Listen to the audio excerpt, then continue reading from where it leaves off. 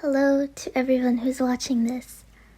I know this video is very different from my other videos, but absolutely nothing in here is a joking matter and should be taken very seriously. This video wasn't made to attack anyone. Its primary purpose is to spread awareness about the situation and, most importantly, prevent it from happening again. I want to make it clear that I will not be making any other videos discussing this topic again.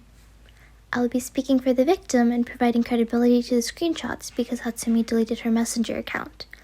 I will also provide some of my own experiences with Hatsumi. In the past, she not only acted out on her lover, but also on many other people. Because Hatsumi did delete her messenger account, it is difficult to fully prove that the messages were from her.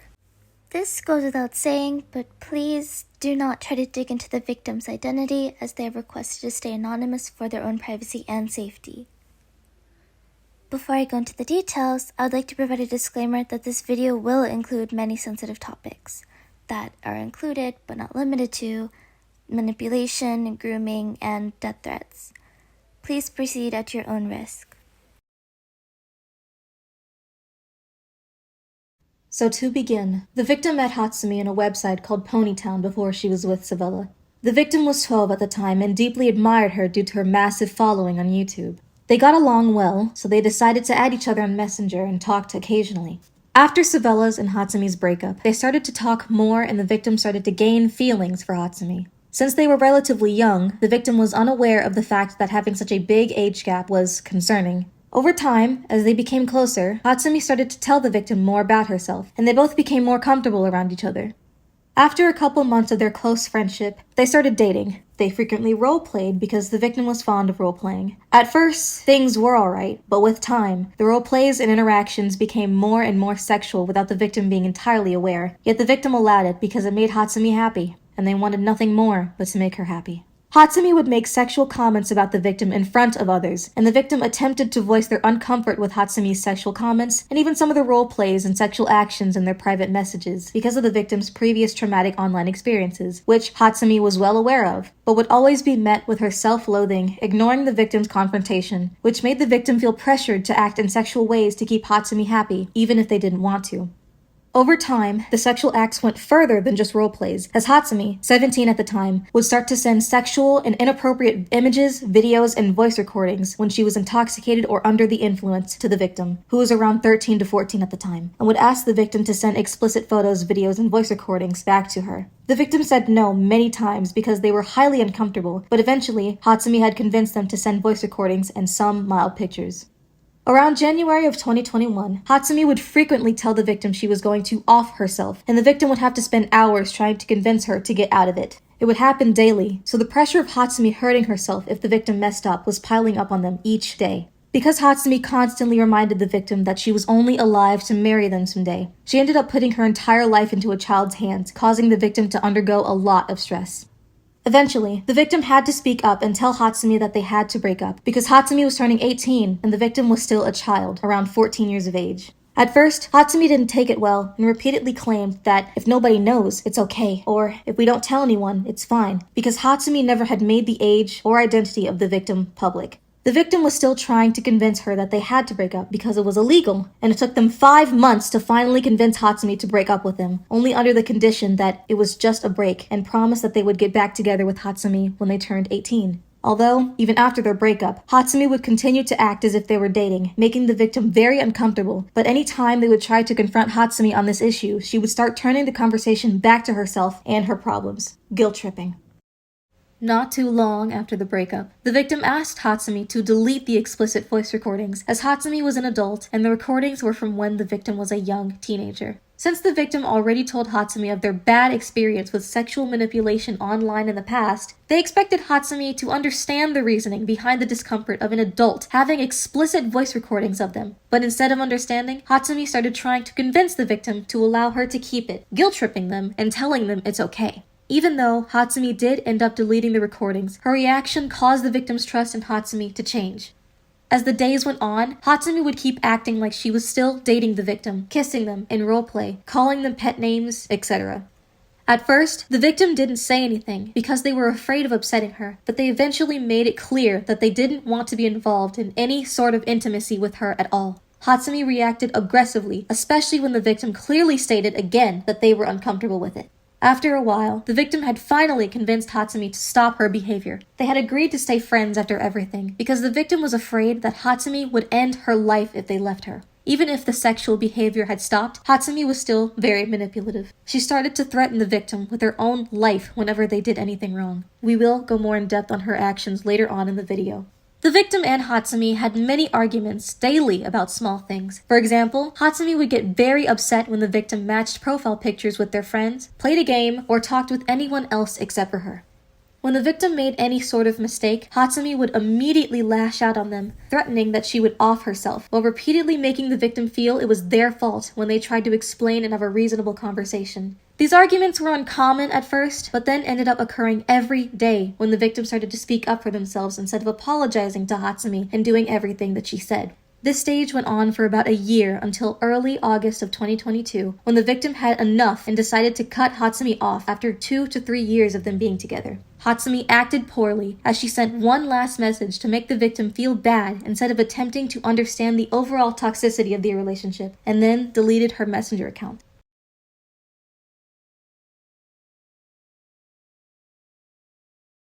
Before Hatsumi and the victim were together, the victim had a lover of their own. Hatsumi was aware of this, and their young ages, yet still drew and edited sexual images of both the victim and their lover. During the time Hatsumi and the victim were together, Hatsumi was 18, while the victim was 13 to 14. Hatsumi and the victim had become close due to their love of role-playing, which the victim really enjoyed at the time. Since Hatsumi was their idol, the victim couldn't turn down the opportunity to roleplay with her. At first, the roleplays were fine, but over time, as Hatsumi started to gain feelings for the victim, the roleplays would start to get more and more sexual. Because the victim had had some bad experiences with sexual roleplay not too long before they got together, there were times where they would feel sickened trying to roleplay with Hatsumi. Although, when they tried to express their discomfort, Hatsumi got upset, which made the victim feel guilty and feel as if they needed to continue to make Hatsumi happy, even though they were clearly upset. In addition to the roleplays, Hatsumi drew inappropriate artworks and edits of them both, as she made a sexual drawing right after she saw the victim's face. When she saw their face, she sexualized the victim's appearance, claiming that her fantasies were, quote-unquote, more accurate now that she saw the victim's face. The victim confronted Hatsumi on how Hatsumi's behavior made the victim heavily uncomfortable, unsafe, and could get them both in legal trouble. Yet Hatsumi replied that, and I quote, "It's okay as long as no one knows," end quote. At times, Hatsumi would get drunk and send the victim, who was 13 at the time, sexual photos as well as sexual voice recordings as casual teasing quickly escalated in her drunken state. After she became sober, she would ask the victim to send sexual recordings back. In the beginning, the victim didn't send anything.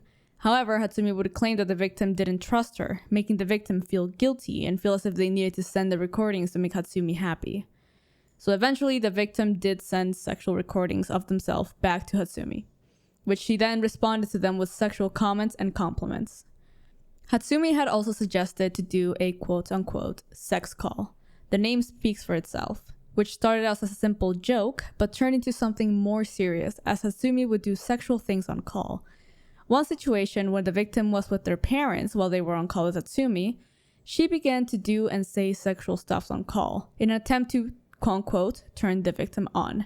Since the victim was with their parents at the time, something that Hatsumi knew about, they claimed to have felt very disgusted as well as guilty because of Hatsumi's behavior, although they felt as if they needed to act like they were okay with it / enjoyed it because they were afraid to make Hatsumi upset and have it escalate to a threat on Hatsumi's life. After a while, the victim broke up with Hatsumi, yet Hatsumi would reject the idea of a breakup, even though it was illegal to date a minor, and go as far as having sexual relationships with a minor. The victim made it clear that continuing the relationship could get Hatsumi in legal trouble, but she would refuse to accept it and continue the sexual bond with the victim, until the victim finally convinced Hatsumi to break things off, which was called off as a quote-unquote long break until the victim turned 18. Even though they broke up, Hatsumi wasn't willing to let go of their sexual bond, as she would continue the roleplays after they had broken up. After a while, the victim put the roleplays to a complete stop. At that time, the victim was also highly uncomfortable with the sexual recordings of them that Hatsumi had saved, so the victim decided to confront her about it, thinking that Hatsumi would understand because of her knowledge of the victim's previous sexual experiences online. However, Hatsumi reacted by guilt-tripping the victim and making them apologize in the end, which is mostly shown in the screenshots of their conversation. And to make matters worse, a year after the original argument about the recordings, Hatsumi confronted the victim again to express how upset she was that the victim made her delete the sexual recordings, as she claimed that they were, quote-unquote, comforting to her, which caused the victim to react harshly from disgust. When we confronted Hatsumi about the sexual behavior, she claimed to have no recollection of doing any of this, yet it was later proven that she faked her memory loss.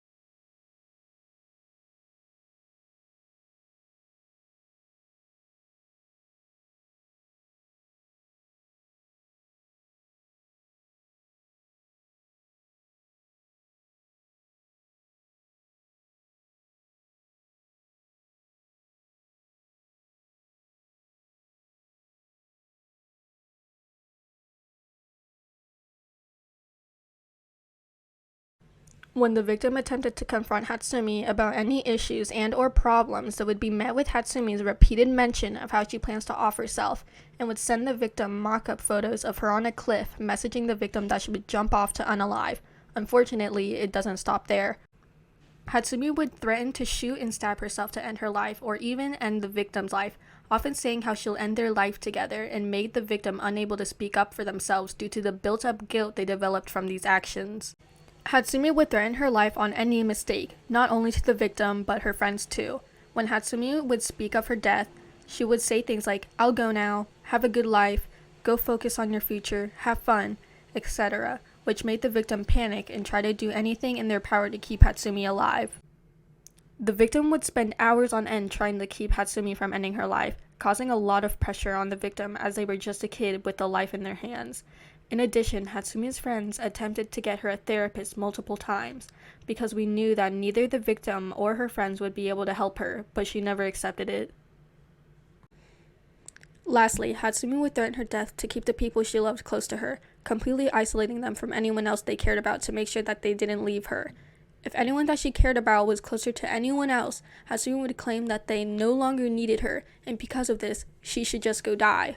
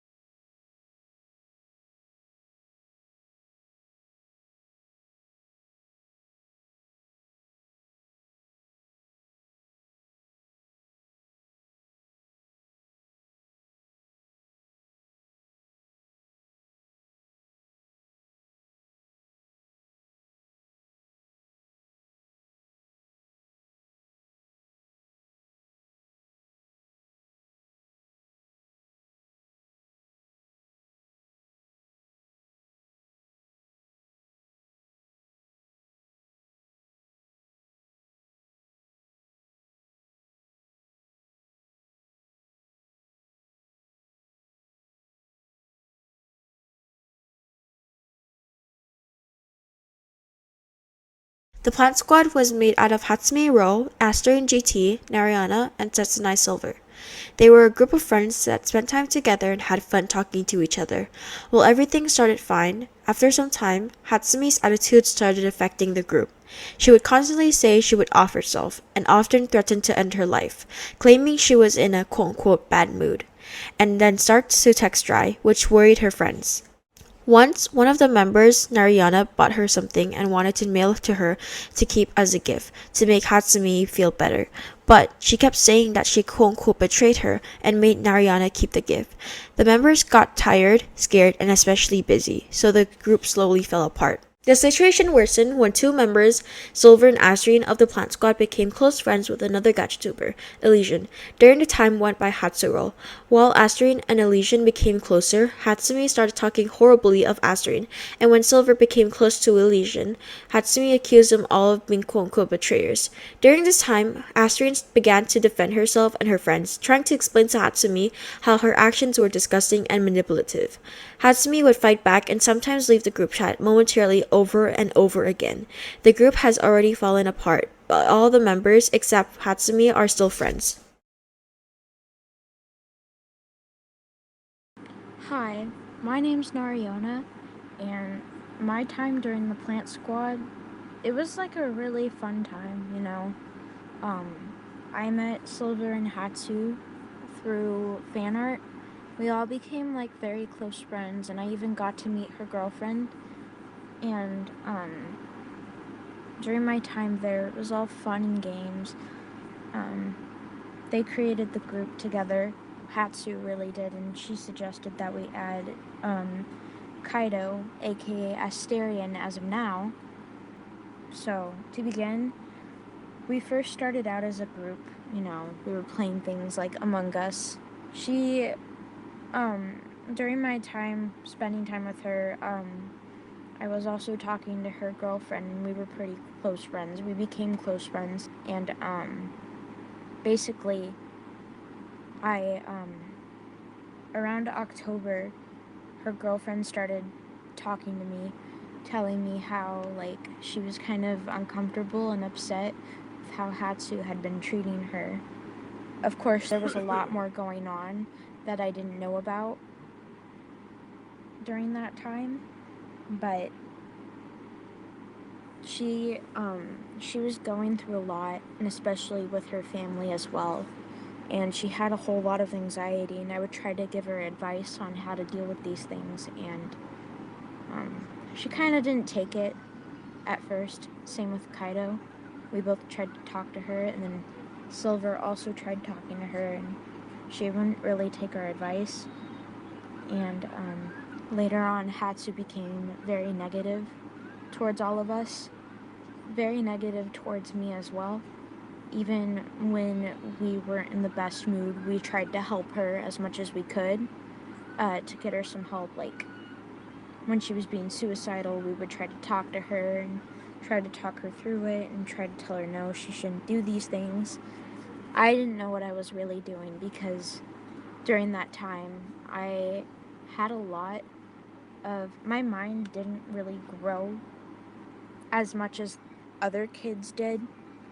I was really behind on my mental growth, so this just kind of came up as shocking to me. So the shock was just very,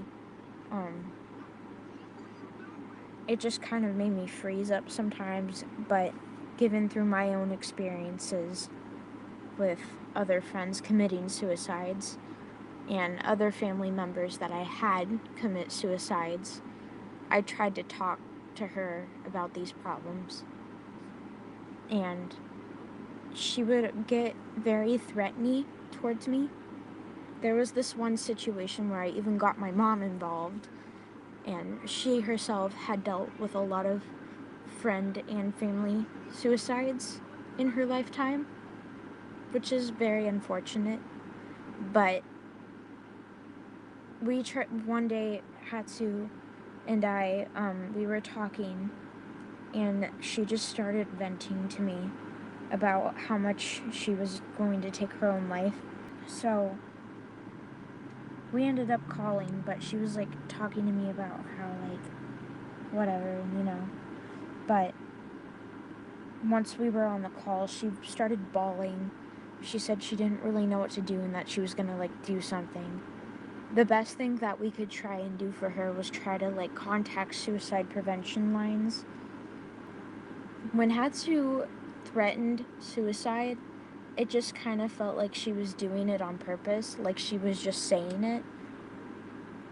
And I know that a lot of people will do those things, and I know that a lot of people will actually do those things, like they'll talk about it and like say they'll do these things, and then there's like a comparison of when they actually do it or not.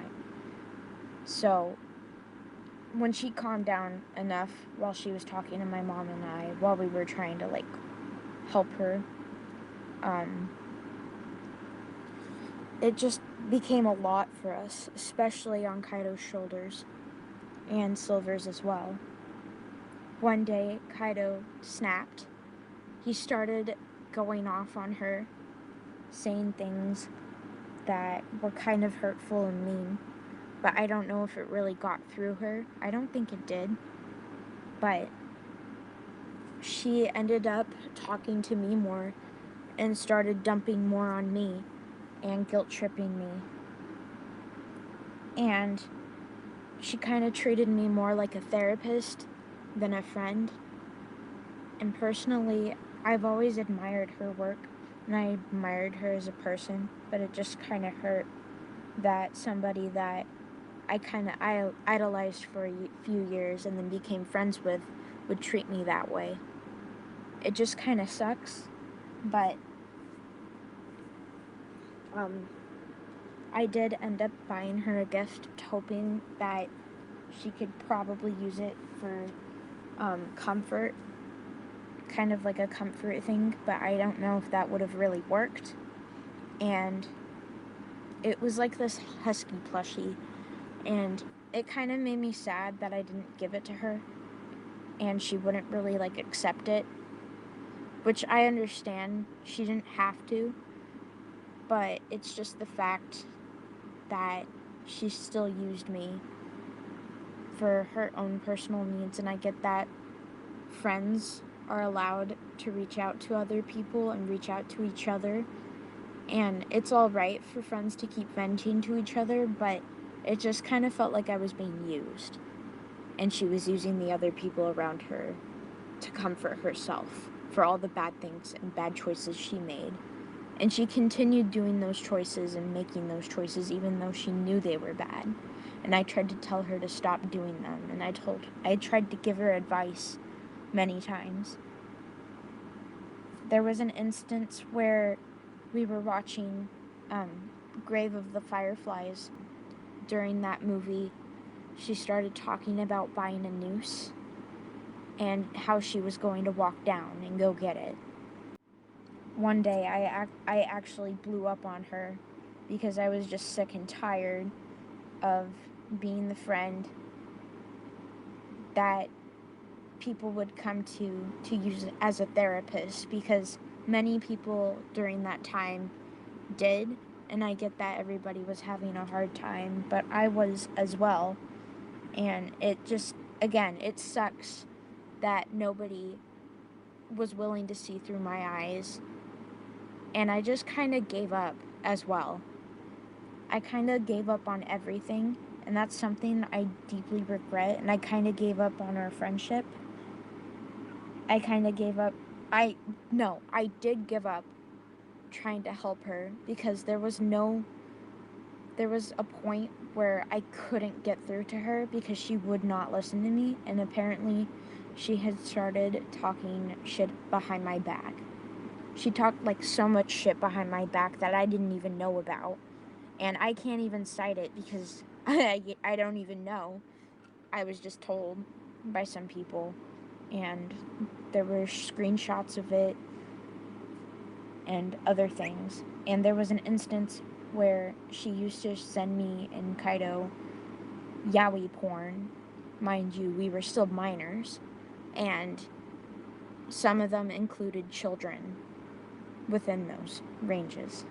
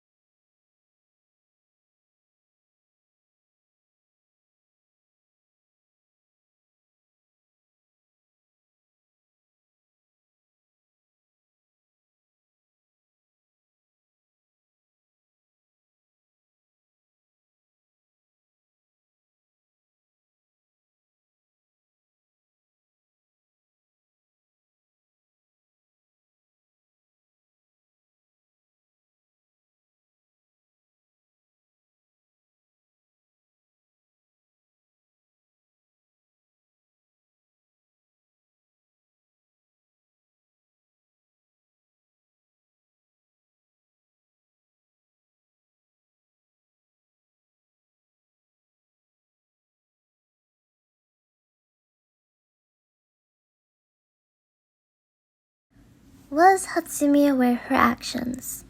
The answer to that is yes and no. Hatsumi was aware of what she was doing because she admitted to knowing how terrible the situation was. However, Hatsumi refused to accept the truth and decided to continue her actions, even though she knew it was wrong.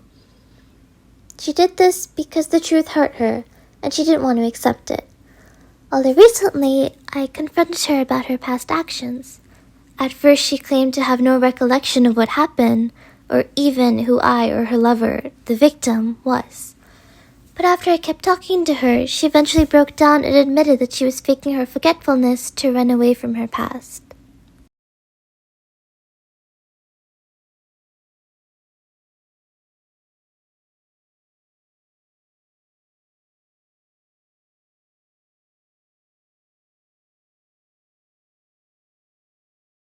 To clear things up, what Hatsumi did was very unforgivable, with her obsession with the victim, manipulation to the plant squad, and the inappropriate behavior she committed towards the victim. Hatsumi's reasons for doing this should not be the focal point of this video's message. Please do not send any messages towards her or anyone associated with the video, and don't make yourself too involved in this situation. What we would recommend is to unfollow her social media accounts and leave her alone, not attack her. I know it would make Hatsumi feel upset since we posted this video, but she has to face the consequences even if the grooming situation happened a year ago. If you still follow and support her, we will not get involved in your decision. But please be cautious. Please be aware of who you talk to online, and I hope you all stay safe.